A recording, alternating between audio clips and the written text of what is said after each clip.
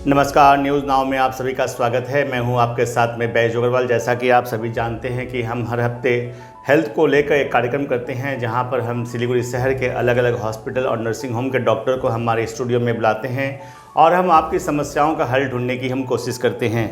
इस समय पूरे विश्व में जो है किडनी की बीमारी काफ़ी तेज़ी से बढ़ती जा रही है और भारत भी इससे अछूता नहीं है, और यही वजह है कि आज हमने किडनी को लेकर एक विशेष कार्यक्रम हमने रखा है आपके लिए। और हमारे स्टूडियो में आज मौजूद हैं डॉक्टर सुतानाय भट्टाचार्य। डॉक्टर साहब न्यूट्रिया गेटवेल में प्रैक्टिस करते हैं, तो डॉक्टर साहब अपना समय निकाल कर हमारे स्टूडियो में आए हैं। डॉक्टर साहब आपका बहुत बहुत धन्यवाद।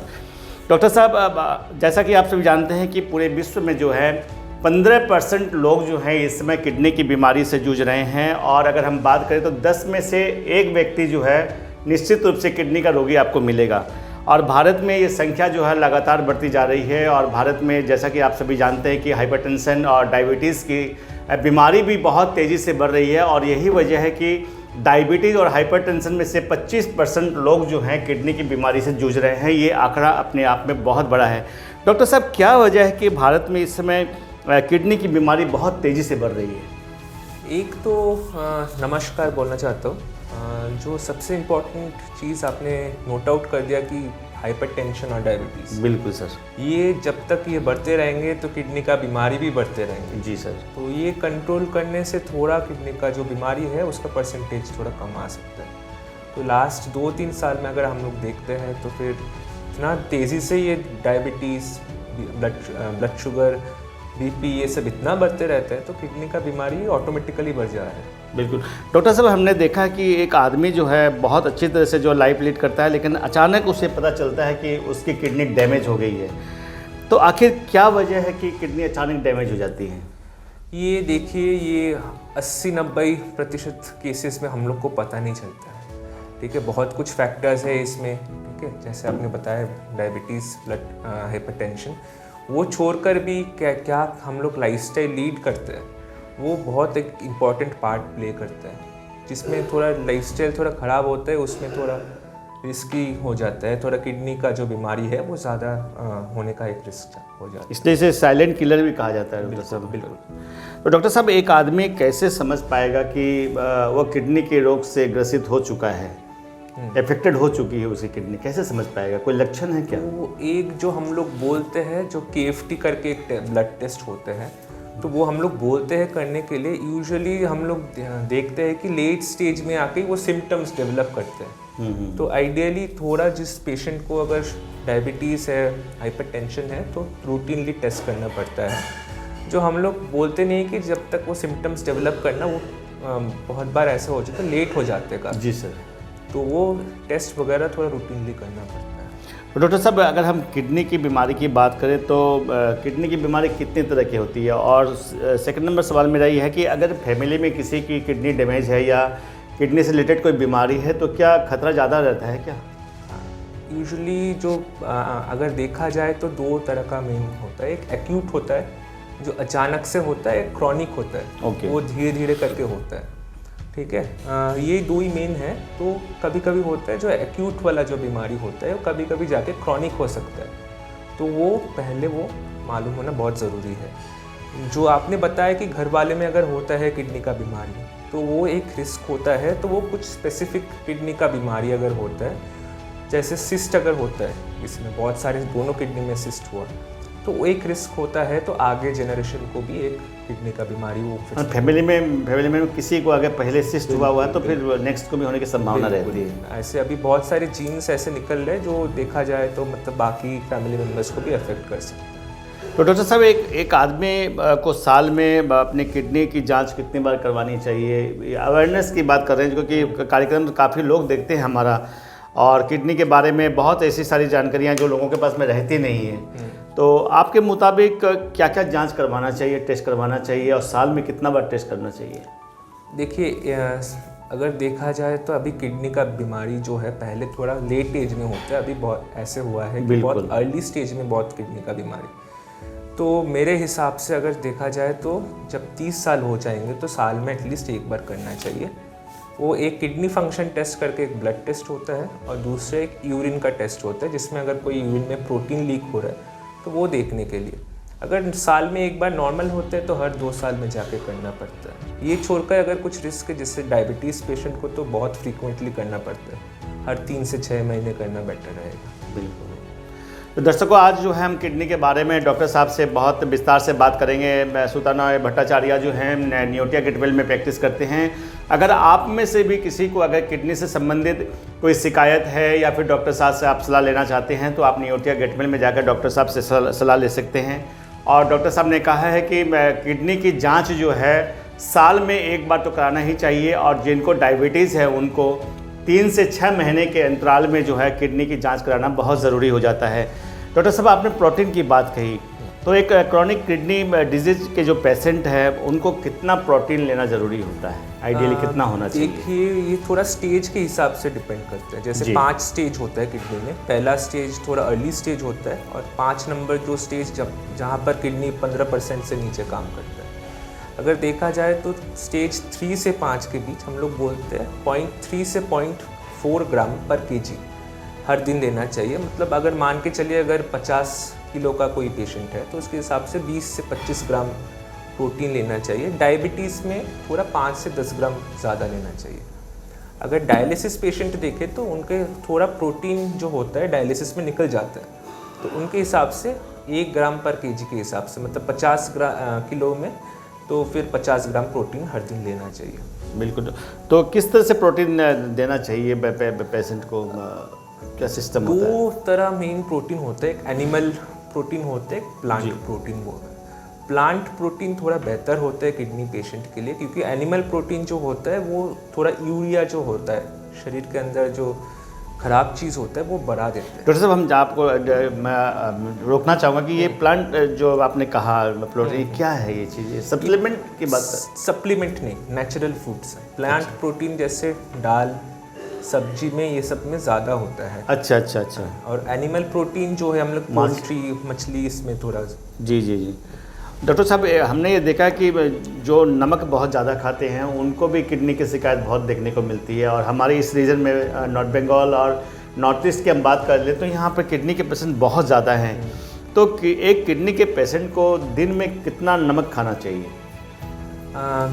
4 से 5 ग्राम के नीचे रखना चाहिए। ठीक है, मतलब आप मान के चलिए तो 2 चम्मच से ऊपर। अलग जितना स्वाद के लिए ज़रूरत है खाना बनाने के लिए उतना ही रखना चाहिए। अलग से प्लेट में नमक नहीं लेना, कच्चा नमक नहीं खाना चाहिए, नहीं लेना चाहिए। ठीक है, और कुछ चीज़ जैसे अचार होता है, भुजिया होता है, उसमें नमक का कंटेंट थोड़ा ज़्यादा होता है, वो अवॉइड करना चाहिए। बिल्कुल। तो दर्शकों, आज जो है हम किडनी के बारे में डॉक्टर सुताना भट्टाचार्य से जो है बहुत डिटेल्स में बातचीत कर रहे हैं। डॉक्टर साहब ने जो कहा है कि नमक की मात्रा जो है आपको कम लेना है, और साथ ही साथ डॉक्टर साहब ने ये भी कहा है कि अचार हुआ, भुजिया हुआ और पापड़ जैसे जो चीज़ें हम लोग खाते हैं उसमें भी नमक बहुत ज़्यादा होता है। तो इसलिए अगर आप अपनी किडनी को ठीक रखना चाहते हैं तो नमक आपको कम लेना होगा। डॉक्टर साहब, गर्मी का मौसम शुरू हो गया है और लोगों के मन में एक सवाल ये हमेशा रहता है कि मुझे कितना पानी पीना चाहिए दिन में? ये देखिए, कोई फिक्स्ड अमाउंट नहीं होता है। ठीक है, जो थोड़ा हम लोग बोलते हैं एटलीस्ट कोशिश करने की कम नहीं पीना चाहिए। तो कम का कोई ऐसे कोई कट ऑफ नहीं होता है, तो 2 से 2.5 लीटर एटलीस्ट मिनिमम लेना चाहिए। थोड़ा गर्मी का मौसम में आधा लीटर 1 लीटर बढ़ाना चाहिए। बिल्कुल। तो जैसे थोड़ा पेशाब भी थोड़ा ठीक से हो जाए, तो ये करना बहुत। और जो किडनी के रोगी हैं, जिनको किडनी डैमेज है, तो उनको किस तरह से पानी पीना चाहिए? तो वो भी स्टेज के हिसाब से डिपेंड करते हैं। जैसे लेट स्टेज में ऐसे होता है, थोड़ा अगर पेशाब कम हो जाता है, पैर में सूजन आ जाता है, तो उस तब पानी थोड़ा कम रखना चाहिए। और पहले स्टेज में तो पानी ठीक से ही लेना चाहिए, लेट स्टेज में पानी थोड़ा कम रखना चाहिए। तो डॉक्टर साहब, अभी भागदौड़ की ज़िंदगी, स्ट्रेस बहुत ज़्यादा है, लोगों के पास समय है नहीं। ऐसे में अगर किसी व्यक्ति की किडनी ख़राब हो जाती है तो उसे किस तरह खुद को मेंटेन करना चाहिए? देखिए, सबसे कुछ जैसे बताया, खाने में थोड़ा ध्यान रखना चाहिए। एक तो रेगुलर बेसिस में फिज़िकल एक्सरसाइज, मतलब जितना हो सके। फिज़िकल एक्सरसाइज का मतलब नहीं है कि बहुत हैवी एक्सरसाइज है, मतलब रेगुलर मॉर्निंग वॉक दिन में अगर आधे घंटे भी कर लेते हैं तो वो भी बहुत अच्छा है। थोड़ा योगा करने से थोड़ा मेंटल रिलैक्सेशन होता है। स्ट्रेस करना जितना कम हो सकता है, क्योंकि ऊपर से वैसे ही नॉर्मल लाइफ में एक स्ट्रेस होते हैं, ऊपर से बीमारी अगर आ जाता है तो स्ट्रेस थोड़ा ऐड हो जाता है, तो वो कम करने के लिए थोड़ा योगा, थोड़ा रिलैक्सेशन करना बहुत ही ज़रूरी है। तो लाइफ स्टाइल भी काफ़ी चेंज हुआ लोगों का। अभी फास्ट फूड का ज़माना है, लोग फास्ट फूड बहुत ज़्यादा खा रहे हैं। यंग जनरेशन तो घर का खाना ही छोड़ दिए हैं। तो क्या कहना चाहेंगे डॉक्टर साहब कि फास्ट फूड कितना डेंजरस है किडनी के बीमारी के लिए, या जो लोग को किडनी की बीमारी हो गई है उनके लिए कितना खतरनाक? बहुत ही ख़राब चीज़ है। मतलब फास्ट फूड एक तो हार्ट को अफेक्ट करते हैं, ठीक है, किडनी पेशेंट का वैसे भी हार्ट का एक बीमारी होने का रिस्क होता है, ऊपर से किडनी को भी अलग से अफेक्ट करते हैं, क्योंकि फास्ट फूड में एक तो फैट बहुत ज़्यादा होता है, ऊपर से फॉस्फोरस जो होता है, जो किडनी के अंदर जो किडनी निकालते हैं वो भी इकट्ठा हो जाता है। तो ये सब चीज़ सब मिलके पूरा किडनी के ऊपर और नुकसान होता है, तो बिल्कुल अवॉइड करना चाहिए फास्ट। तो दर्शकों, डॉक्टर साहब ने कहा है कि जो किडनी के पेशेंट हैं या जिनकी किडनी अभी भी ठीक है, उनको जो है फास्ट फूड जो है कम से कम खाना है, क्योंकि अगर आप फास्ट फूड खाते हैं तो इसका सीधा असर जो है किडनी पर और आपके हार्ट पर पड़ सकता है और आपको नुकसान हो सकता है।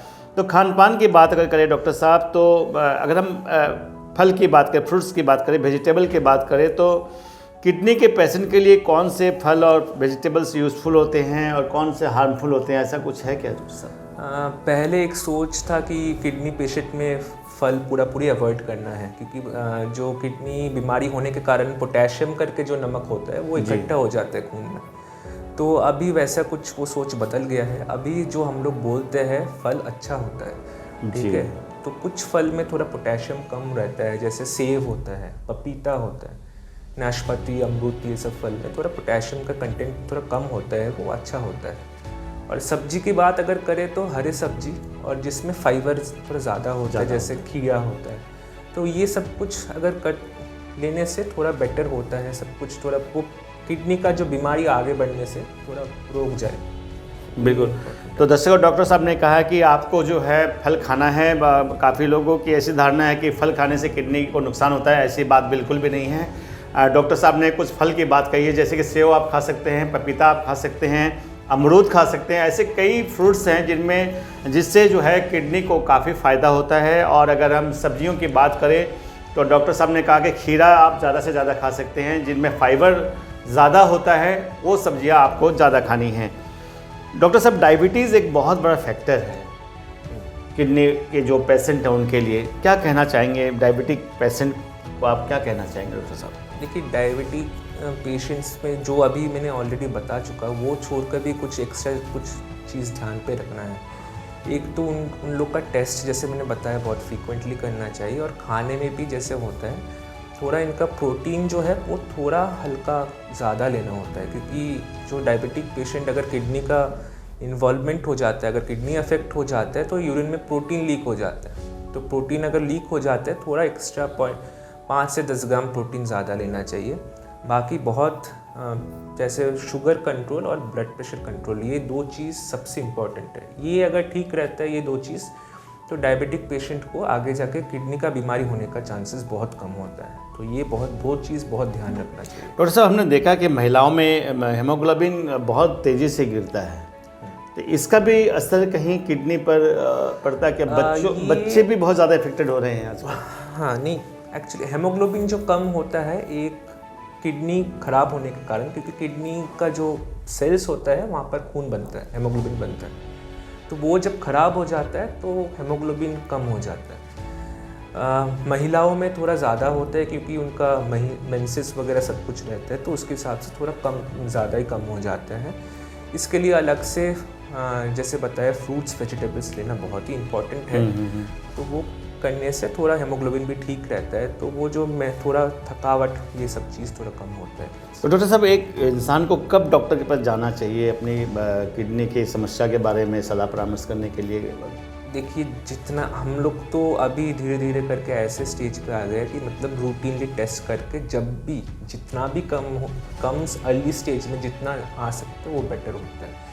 ये लास्ट 2-3 साल से ये चेंज हुआ है, क्योंकि पहले बहुत जो होता है लास्ट स्टेज में आके हम लोग के पास आते हैं। बिल्कुल। वो हम लोग कभी सब स्क्रीनिंग ये सब करके, कैंपेन करके अभी हम लोग कोशिश कर रहे हैं जितना अर्ली स्टेज हो सकता है, क्योंकि हम लोग भी नहीं चाहते कि ख़राब होकर डायलिसिस पे आए, हम लोग चाहे जितना जल्दी हो सके अर्ली स्टेज में आ जाए हम लोग के पास, और वहीं पर हम लोग को वो स्टेज पे हम लोग को बीमारी रोक सकते हैं, तो वो बेस्ट होता है।